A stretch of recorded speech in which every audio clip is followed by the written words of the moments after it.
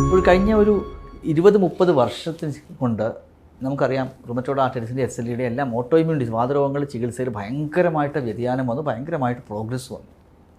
പണ്ട് കാലത്ത് ഒരു SLE വന്ന രോഗിയാണെങ്കിൽ അവർക്ക് അത് കിഡ്നിയോ ബ്രെയിനോ ബാധിക്കുകയും അവർ മരിച്ചു പോകാനുള്ള സാധ്യത വളരെ കൂടുതലായിരുന്നു. ഇപ്പം നമുക്കറിയാം കഴിഞ്ഞ ഒരു 20-30 കൊല്ലമായിട്ട് ഭയങ്കരമായിട്ടുള്ള ഒരു ഡെവലപ്മെൻറ്റ് വന്നിട്ടുണ്ട്. അപ്പോൾ ഈ ഏർലി സ്റ്റേജിൽ കണ്ടുപിടിച്ച് കഴിഞ്ഞാൽ 99% രോഗികളും ഇപ്പോൾ ലോങ് ടേം ജീവിക്കുന്നുണ്ട്, ഒരു കുഴപ്പമില്ലാതെ ജീവിക്കുന്നുണ്ട്. അവർ ഡിഫോമിറ്റി ഇല്ല, അവർക്ക് എല്ലാ ജോലികളും ചെയ്യാനും സാധിക്കും. പക്ഷേ ഇപ്പോഴത്തെ ഒരു മേജർ ചലഞ്ച് അപ്പോഴാണ് ആളുകൾക്ക് മനസ്സിലായി തുടങ്ങിയത്, റുമറ്റോയ്ഡ് ആർത്രൈറ്റിസിൽ ഉണ്ടാകുന്ന ബാക്കി ലോങ് ടേം ഇവർ ജീവിക്കുമ്പോൾ എന്തൊക്കെ കോംപ്ലിക്കേഷൻസ് വരാം. ഇവർക്കുണ്ടാകുന്ന ഒരു പ്രധാനപ്പെട്ട കോംപ്ലിക്കേഷൻ നമ്മൾ സംസാരിക്കുന്നത് ഹാർട്ട് അറ്റാക്കിനെ കുറിച്ചാണ്. ഈ ഹാർട്ട് അറ്റാക്കും വാതരോഗവും തമ്മിലുള്ള ബന്ധം എന്ന് വെച്ച് കഴിഞ്ഞാൽ വളരെ ക്ലോസ്ലി ലിങ്ക്ഡ് ആണ്. എല്ലാ വാതരോഗികളും ഇതിനെക്കുറിച്ച് അറിഞ്ഞിരിക്കണം, മസ്റ്റായിട്ട് അറിഞ്ഞിരിക്കണം. കാരണം റുമറ്റോയ്ഡ് ആർത്രൈറ്റിസ് ഉള്ള ഒരാൾക്ക് റുമറ്റോയ്ഡ് ആർത്രൈറ്റിസ് ഇല്ലാത്ത ഒരാളെക്കാളും 50% റിസ്ക് കൂടുതലാണ്. ഇരട്ടിയില്ല, 50%ഓളം റിസ്ക് കൂടുതലാണ്. അതേസമയം SLE പോലുള്ള രോഗങ്ങളുള്ളവർക്ക് അത് 5 മുതൽ 10 ഇരട്ടി വരെ കൂടുതലാണ്. ആങ്കൈലോസിസ് സ്പോണ്ടിലോസിസ് ഉള്ളവർക്ക് 3 ഇരട്ടി വരെ കൂടുതലാണ്. അപ്പോൾ പറഞ്ഞതിൻ്റെ അർത്ഥം റുമറ്റോയ്ഡ് ആർത്രൈറ്റിസ് ഉള്ളവർക്ക്, ഡയബറ്റീസ് ഉള്ളവർക്ക് നമുക്ക് ഹാർട്ട് അറ്റാക്ക് വരാൻ സാധ്യതയുണ്ടെന്ന് നമ്മൾ കേട്ടിട്ടുണ്ട്. അതുപോലെ തന്നെ അത്രയും തന്നെ റിസ്ക് കൂടുതലാണ് റുമറ്റോയ്ഡ് ആർത്രൈറ്റിസ് ഉള്ളവർക്ക്. അപ്പം അവർ കൊറോണറി ആർട്ടറി ഇക്വിവലൻറ്റ് എന്നാണ് പറയുന്നത്. അതായത് നേരത്തെ ഹാർട്ട് അറ്റാക്ക് ഉള്ള ഒരു ആൾക്ക് എടുക്കേണ്ട പ്രിക്കോഷൻസ് എല്ലാം തന്നെ റുമറ്റോയ്ഡ് ആർത്രൈറ്റിസ് ഉള്ളവർ എടുക്കണം. ആമവാദം ഉള്ളവർക്ക് ഹാർട്ട് അറ്റാക്കിൻ്റെ റിസ്ക് അത്രയും കൂടുതലായതുകൊണ്ട് നമ്മൾ വളരെ കൃത്യമായിട്ടത് മനസ്സിലാക്കി അത് കൃത്യമായിട്ടുള്ള പ്രിവെൻറ്റീവ് മെഷേഴ്സ് എടുക്കണം. അപ്പം എന്തുകൊണ്ട് ഇത് കൂടി നിൽക്കുന്നു? അതാണല്ലോ ആദ്യത്തെ ചോദ്യം. എന്തുകൊണ്ടാണ് വാതരോഗികൾക്ക് ഹാർട്ട് അറ്റാക്ക് കൂടുന്നത്? നമുക്കറിയാം ഇവർക്ക് ഇൻഫ്ലമേഷൻ ഉണ്ടാകുക, നീർക്കെട്ടുണ്ടാകും ബ്ലഡിൽ. ESRM CRP അതുകൊണ്ടാണല്ലോ കൂടി നിൽക്കുന്നത്. അപ്പോൾ ഇൻഫ്ലമേഷൻ ഉണ്ടാകുമ്പോൾ ഇവരുടെ കൊളസ്ട്രോളിലും കുറച്ച് ഇൻഫ്ലമേഷൻ വന്ന് ഇവർക്ക് അത്രോസ്ക്ലോസിന് രക്തക്കുഴലിൽ ഈ കൊഴുപ്പടിഞ്ഞ് രക്തക്കുഴൽ അടഞ്ഞു പോകുന്നതുകൊണ്ടാണ് ഹാർട്ട് അറ്റാക്ക് ഉണ്ടാകുന്നത്. നീർക്കെട്ടുള്ളപ്പോൾ ഈ കൊളസ്ട്രോളിൻ്റെ ചീത്ത കൊളസ്ട്രോൾ ഉണ്ടാകി ആ കൊളസ്ട്രോൾ ഈ രക്തക്കുഴലിൽ അടിഞ്ഞു കൂടുകയും രക്തഓട്ടം നിൽക്കുകയും ഹാർട്ട് അറ്റാക്ക് ഉണ്ടാകാനുള്ള റിസ്ക് കൂടുകയും ചെയ്യുന്നു. അതാണ് പ്രധാനപ്പെട്ട കാരണം.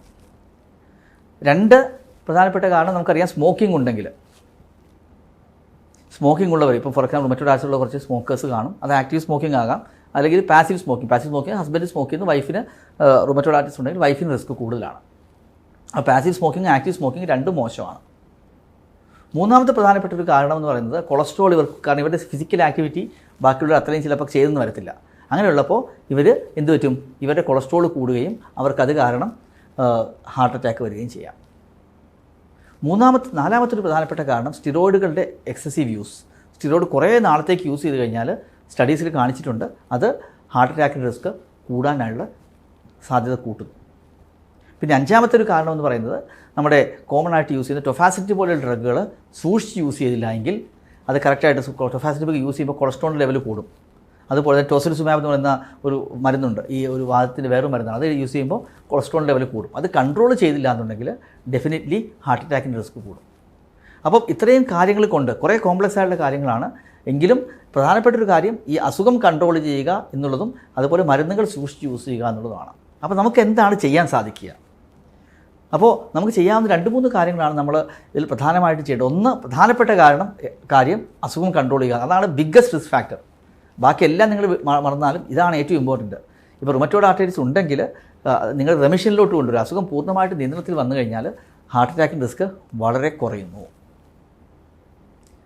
അതായത് നിങ്ങളുടെ ESR ഒക്കെ 20-30 താഴെയാണ്, നിങ്ങളുടെ ജോയിൻസിലൊന്നും നീർക്കെട്ടില്ല, TJC ടെൻഡർ ജോയിൻറ്റും സൊള്ളൻ ജോയിൻറ്റും ഒന്നും ഇല്ല.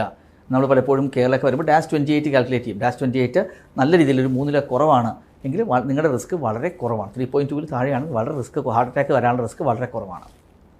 2, നിങ്ങളുടെ സ്റ്റിറോയിഡിൻ്റെ യൂസ് കുറേ നാളത്തേക്ക് യൂസ് ചെയ്യാതിരിക്കുക. കഴിയുന്നതും സ്റ്റിറോയിഡ് ആവശ്യമില്ലാതെ മേടിച്ച് കഴിക്കാതെ, സ്റ്റിറോയിഡ് ഉണ്ടെങ്കിൽ തന്നെ ഡോക്ടർ നിർദ്ദേശപ്രകാരം 3-6 മാസം കൊണ്ട് കഴിയുന്നതും പെട്ടെന്ന് കുറച്ച് നിർത്താൻ നോക്കുക. സ്റ്റിറോയിഡ് യൂസ് എത്ര കുറയ്ക്കുന്നു അത്രയും, especially higher dose of steroid use ചെയ്യുന്നത് എത്ര അവോയ്ഡ് ചെയ്യുന്നു ഹാർട്ട് അറ്റാക്ക് റിസ്ക് അത്രയും കുറയും.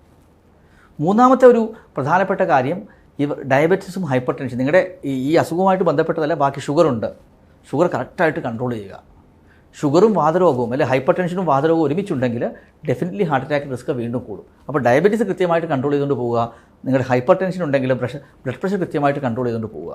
നിങ്ങൾക്ക് ഷുഗർ ഇല്ലെങ്കിലും ഡയബറ്റീസ് ഇല്ലെങ്കിലും അല്ലെങ്കിൽ ഹൈപ്പർ ടെൻഷൻ ഇല്ലെങ്കിലും നിങ്ങൾ വാതരോഗമുണ്ടെങ്കിൽ വർഷത്തിൽ ഒരു പ്രാവശ്യമെങ്കിലും ഡെഫിനറ്റ്ലി കൊളസ്ട്രോൾ ചെക്ക് ചെയ്യണം.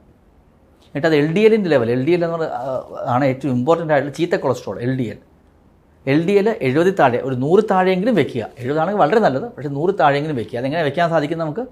ഒന്ന്, എക്സസൈസ് കൃത്യമായിട്ട് ചെയ്യുക, നടക്കുക. 1/4 മണിക്കൂർ രാവിലെ നടന്നു കഴിഞ്ഞാൽ ഡെഫിനറ്റ്ലി നിങ്ങളുടെ കൊളസ്ട്രോൾ ലെവൽ കുറയും. അതുപോലെ ഭക്ഷണത്തിൽ നമ്മൾ എപ്പോഴും പറയാറുള്ള കാര്യമാണ്, ഭക്ഷണത്തിൽ കൊഴുപ്പിൻ്റെ അളവ് കുറയ്ക്കുക. അതുപോലെ കണ്ടമാനം കാർബോഹൈഡ്രേറ്റ് കഴിക്കാതെ പ്രോട്ടീനും ഒരു സന്തുലിതമായിട്ടുള്ള ആഹാരം കഴിക്കുക. അത് കഴിച്ചാൽ തന്നെ കൊളസ്ട്രോൾ ഒരു പരിധിവരെ കുറഞ്ഞു വരും. പിന്നെ സെഡൻറ്ററി ലൈഫ് സ്റ്റൈൽ അല്ലാതിരിക്കും. രാവിലെ എഴുന്നേറ്റ് എത്ര നടക്കാൻ സാധിക്കും നടക്കുക. രാവിലെ വൈകിട്ടോ എപ്പോഴാണെങ്കിലും ഒരു 1/4 മണിക്കൂർ നടക്കാൻ സാധിച്ചാൽ കൊളസ്ട്രോൾ കുറയ്ക്കുന്നതിൽ വളരെയധികം ഹെൽപ്ഫുൾ ആയിരിക്കും. ഈ ടൊഫാസിൻ്റെ കഴിച്ച് കഴിയുമ്പോൾ ആൾക്കാരുടെ കൊളസ്ട്രോൾ കുറച്ച് കൂടും. അപ്പോൾ ടൊഫാസിൻ്റെ ഇപ്പോൾ കഴിക്കുന്നവരാണെങ്കിൽ ഒരു 3-4 മാസത്തിൽ ഡെഫിനറ്റ്ലി ഒരു ലിപ്പിഡ് പ്രൊഫൈൽ ചെക്ക് ചെയ്ത് നോക്കുക. ലിപ്പിഡ് പ്രൊഫൈൽ ചെക്ക് ചെയ്ത് നോക്കിയിട്ട് നമ്മൾ ആ LDL 100 താഴെ കൊണ്ട് വെച്ച് കഴിഞ്ഞാൽ ആ റിസ്ക് കുറഞ്ഞു കിട്ടും. അപ്പം ഈ മരുന്ന് കഴിക്കുന്നവർ പേടിക്കേണ്ട കാര്യമില്ല. ഇപ്പോൾ കാരണം ടൊഫാസിൻ ഇപ്പോൾ കുറേ ആളുകൾ കഴിക്കുന്ന മരുന്നാണ്. അവർക്ക് നിങ്ങളുടെ ഒരേ ഒരു കാര്യം ശ്രദ്ധിക്കുക, കറക്റ്റായിട്ട് കൊളസ്ട്രോൾ ചെക്ക് ചെയ്യുക. നമ്മളിപ്പോൾ നമ്മുടെ കുറേ പേഷ്യൻസ് നമ്മൾ സ്റ്റഡി വരെ ചെയ്തിട്ടുണ്ട്. ആ സ്റ്റഡി ചെയ്തപ്പോഴും അവർക്ക് കൊറോണറി ഹാർട്ട് അറ്റാക്കിൻ്റെ റിസ്ക് നമ്മുടെ ഒരു പോപ്പുലേഷനിൽ കൊളസ്ട്രോൾ കറക്റ്റായിട്ട് ചെക്ക് ചെയ്ത് പോവുകയാണ്. അസുഖം നല്ല കൺട്രോൾഡാണ്, നോൺ സ്മോക്കറാണ്, സ്മോക്കിംഗ് ഇല്ല എന്നുണ്ടെങ്കിൽ ഒരു 60 വയസ്സ് താഴെയാണ് പ്രായമെങ്കിൽ റിസ്ക് വളരെ കുറവായിട്ടാണ് കണ്ടുവരുന്നത്. ഇപ്പോഴത്തെ സിറ്റുവേഷനിൽ അസുഖം കൺട്രോൾ ചെയ്യുക, അനുബന്ധ അസുഖങ്ങൾ കൃത്യമായിട്ട് കൺട്രോൾ ചെയ്യുക. അത് റുമറ്റോയ്ഡ് ആർത്രൈറ്റിസ് SLE ആണെങ്കിൽ അത് കഴിയുന്നതും കൺട്രോളിൽ വെക്കുക, മരുന്ന് മുടക്കാതിരിക്കുക. എന്നിട്ട് സ്റ്റിറോയിഡുകളുടെ ഉപയോഗം കഴിയുന്നതും കുറയ്ക്കുക. അതോടൊപ്പം കൊളസ്ട്രോളും ഷുഗറും പ്രഷറും ഒക്കെ ഉണ്ടെങ്കിൽ കൃത്യമായിട്ട് അതിൻ്റെ ലെവലും കൃത്യമായിട്ട് മോണിറ്റർ ചെയ്യുക. പിന്നെ എക്സസൈസ് ചെയ്യുക. നമ്മുടെ ആഹാരത്തിൽ കൃത്യമായിട്ട് ക്രമീകരിച്ച് പോയി കഴിഞ്ഞാൽ ഡെഫിനറ്റ്ലി ഹാർട്ട് അറ്റാക്കിൻ്റെ റിസ്ക് ഒരു പരിധി വരെ നമുക്ക് കുറയ്ക്കാൻ സാധിക്കും.